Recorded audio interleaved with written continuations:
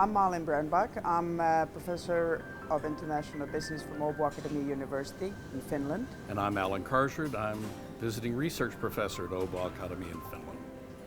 And we have done some research on the myth of high growth firms, or sometimes known as the theory of the greater fool. And the reason why we started out on this was that we find that there's virtually no country where any place or any municipality or any other place where you aren't looking for a high growth firm. Now the issue is that first, what do we mean by growth?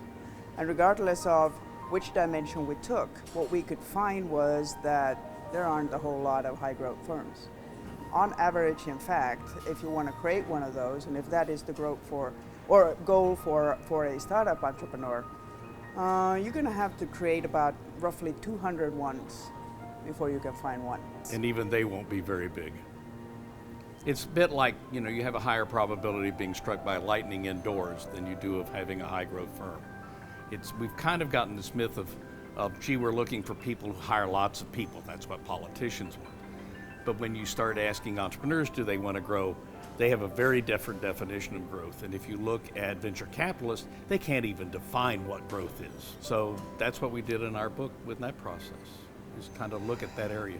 And the interesting thing here is that when we looked at the research that is around, because there's a lot of studies on growth and high growth, they actually study stock listed, fairly established, large organizations. They do not study privately held small startups, which we did. And that's what the entire book is about, which the large bulk of all startup firms are.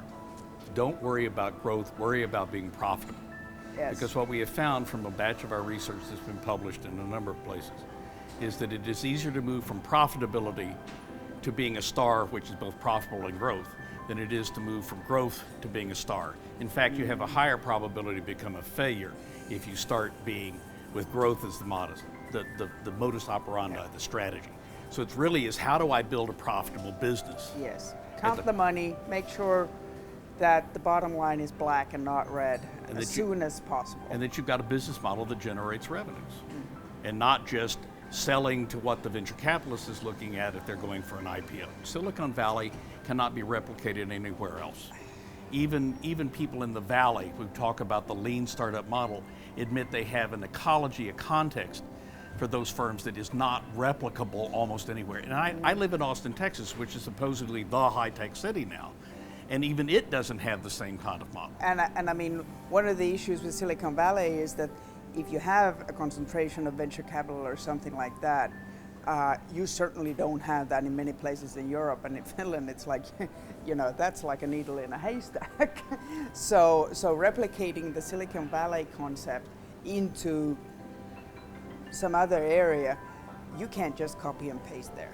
So you cannot copy and paste there. The you model are going just doesn't to modify somehow and a lot. If you wanted to be a high growth, would you move to Silicon Valley? I wouldn't, because you're going to be competing with a hell of a lot of other people. You're going to find it very expensive to live. Your startup costs are going to go astronomical. And if you're lucky enough to be at Stanford as a student, maybe it'll work. Maybe you'll become, Serge Brin's and you get Google. But the probabilities are you'll do just as well sitting at home doing something else that's a high growth business. Everybody thinks that high growth is only in technology. Not right. And I can show you food places that are high growth firms that are successful, hospitality firms. Or service, any business. startup company in the service sector, if we really start looking at what kind of companies the high growth companies are, they're very often in the service sector because they generate cash flow from day one. Whereas if you're in high tech, you're biotech, sucking up money. You're doing nothing but collecting a pile of rent in 18 years before you can even start discussing revenues. So the answer is no, and in fact you probably do just as well being somewhere else. If you want to be a successful entrepreneur, focus on profit and focus on cash flow. Yes, and positive cash flow, please. And positive cash flow, as any good accountant would have probably told you in your accounting class. Yes.